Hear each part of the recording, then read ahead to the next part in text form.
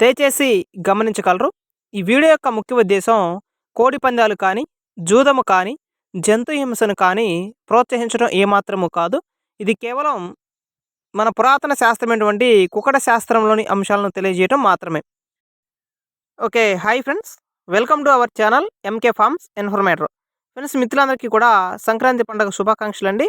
Friends, ఇక అదేవిధంగా ఈరోజు వీడియో చూసుకున్నట్లయితే సంక్రాంతి రోజు నక్షత్రం ప్రకారం ఏ రంగులు గెలుస్తాయి, ఏ రంగులు ఓడిపోతాయి, ఏ రంగుల మీద ఏ రంగులు గెలుస్తాయని మనం ఈ వీడియోలో క్లియర్గా తెలుసుకుందాం. ఫ్రెండ్స్, ఈరోజు నక్షత్రాలు ముఖ్యంగా 2 నక్షత్రాలు కొనసాగడం జరుగుతుంది.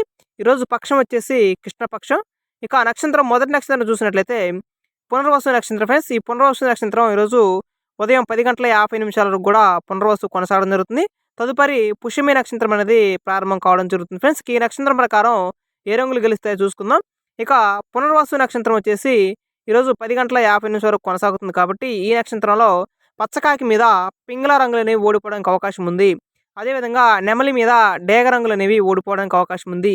కాకి మీద కోడి రంగులు అనేవి ఓడిపోతాయి. ఇక కోడి మీద శుద్ధ కాకులు అనే రంగులు ఓడిపోవడానికి అవకాశం ఉంది.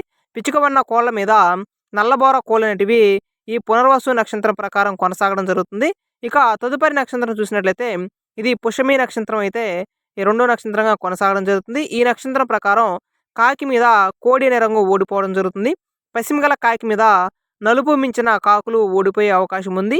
నెమలి పింగ్ల మీద కాకి రంగులు అనేవి ఓడిపోయే అవకాశం ఉంది. నెమలి డేగ మీద కాకి అనే రంగు ఓడిపోయే అవకాశం ఉంది. మిత్రులందరూ కూడా ఈ నక్షత్రం ప్రకారం ఫాలో అవ్వండి. ఒక్కొక్కసారి నక్షత్రం నడవచ్చు, ఒకసారి జామ్ అనేది నడవచ్చు. కాబట్టి మీరు ఏది నడుస్తుందో చూసుకొని దాని ప్రకారం మీరైతే పందెం పెట్టుకోవడానికి ప్రయత్నించండి.